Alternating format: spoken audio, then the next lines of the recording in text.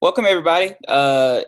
This is the Hugo Awards, and the book we had to read for this week is All System Red by Martha Wells, and I'm Brandon Watkins, and I am a member of this group along with Elizabeth Riley. So yeah, here we go. Here we go. All right, so to start, just a little background on the awards. They are called the Hugo Awards for Hugo Gernsback, and he is considered the father of science fiction. He wrote amazing stories in the early 1900s and just kind of, started the idea of science fiction and using that kind of extraterrestrial, what could the future be, and incorporating the science aspect of that. So named for him. And the World Science Fiction Society is the organization behind the Hugo Awards, and they are presented during Worldcon, which is their yearly science fiction fantasy conference convention that they all come together for. So some criteria for these awards. The rules are, compared to some that we've looked at, pretty broad, which is cool.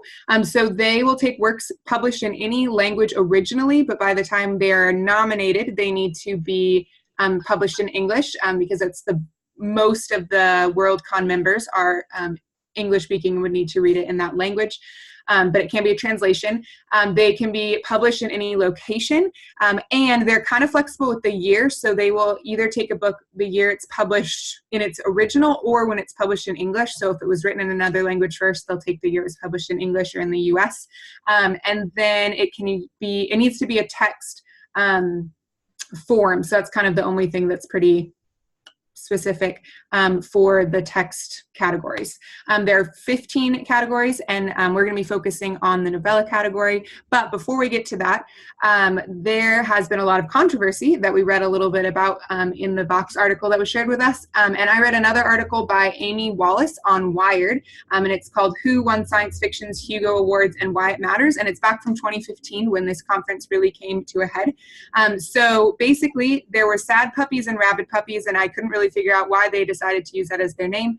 But they were two different groups. So the sad puppies really just they would say their goal was to make sure that people weren't getting awards just to diversify who was getting awards, but that they were actually, awards were going to works of quality. Rabid puppies came along, though, and very much turned it to only specific types of people should be getting awards regardless of the quality of their work, more or less. So it became this really big thing, but the result was awesome in that the Worldcon community as a whole really fought back. So some authors turned down awards they were nominated for because they didn't want to be a part of it. They were on the sad puppy list or the rabid puppy list, and they said, I don't want to be associated with them. And because of how the rules and the voting process works, they were able to influence that. So the voting takes place for majority support, and it's a nomination and then a voting with priority process. It's called instant runoff voting. So people in 2015 and continuing on are really, the whole Worldcon group have been able to really fight what sad puppies and rabid puppies were pushing and really keep kind of the integrity of the Hugo Awards intact, especially because of how the voting system works. I think that's the beautiful thing about this award is that it has that everyone can participate in. It's not just a set of judges who pick the winner for the society. Yeah, so you can pay $40 and be a member and start voting. How about that? So kind of my charge in this assignment is to talk about the previous winners for the past 5 years, and so we'll start with 2014. In 2014, the winner was The Equad by Charles Struess. The Landry is Britain's super secret agency that's devoted to protecting the realm from the supernatural horrors that menace it. Bob Howard, who is the main protagonist in the novella, is an agent with the agency, and he must travel to the super quiet countryside of the English countryside, where an outbreak of one of the worst horrors has happened. And it turns out that unicorns are involved in this narrative, in this novella. And as you can see from the cover, it's not your typical fairy tale a unicorn. And so some of the reviews that I read said that after you read this, you won't look at unicorns the same. You'll see them in a different light. And then 2015 was a little bit different. So part of this voting system is that one of the options on every ballot is no award. And that would be picked for a category if people didn't think that there was someone that deserved the award in whatever ranking it was. So this year there is a second, third, fourth, and fifth place, but what was picked most often for first place was no award.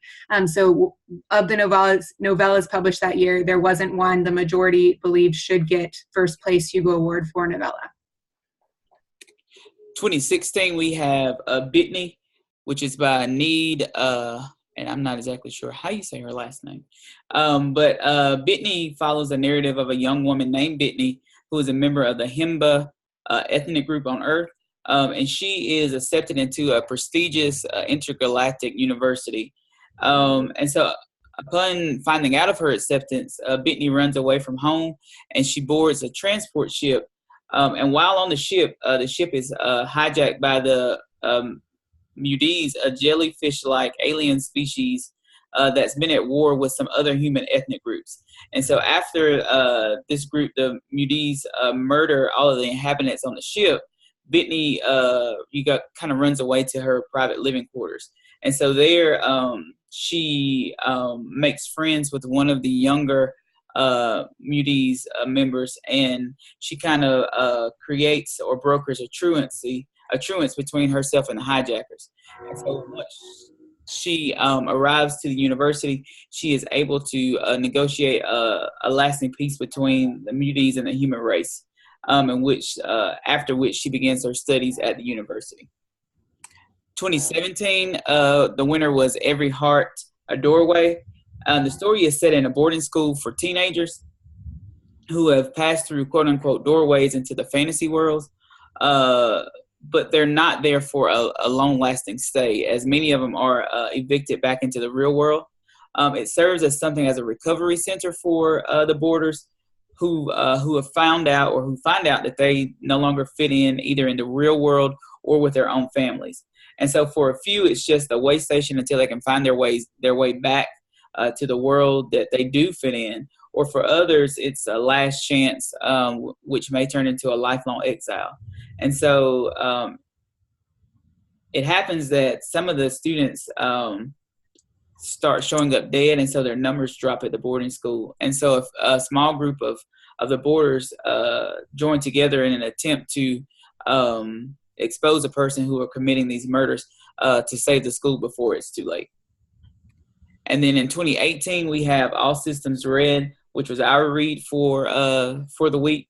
And I'm not going to go in depth about it because we all read it, but we all know that Murderbot is working with the Preservation Ops Group on a scientific expedition.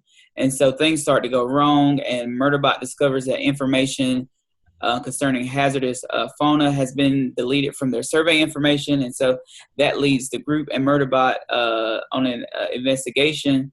And also they found out that the Deltfall group has disappeared. And so they go to their habitat where they find that Deltfall had 3 sec units. 1 is dead and 2 have gone rogue. One of the 2 rogue sec units attacks Murderbot and implants a unit on him that will turn him into a real Murderbot, actually. And so Preservation Ops Group, after they work with Murderbot, come to conclude that Murderbot can be trusted, and so they keep him. And so in a turn of events, Dr. Mensah buys Murderbot's contract, and he is invited to live at the Preservation home base. But because Murderbot is reluctant to live with humans and to have humans make decisions for him, he flees on a cargo ship. All right, so some trends. One is that most of these are from Tor Publishing. So Tor Publishing publishes sci-fi and some sci-fi fantasy, and they say they're about allowing people to tell focused, engaging stories in exactly the number of words they choose. So especially in the novella category of the Hugo Awards, it makes sense that they're a very recognized publishing company. And they're willing to kind of work with a variety of authors too, so they just are doing a lot of cool things.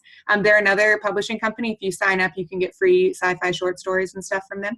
And then also, these are all representative of science fiction, some fantasy a little bit in there too, but definitely fitting the genre of the Hugo Awards, and kind of doing some new cool things within that genre as well. Another trend that we saw as we researched the Hugo Awards is that many of the narratives are novellas, and novellas we know have a pointed or compact plot, and so it's very concise and very to the point.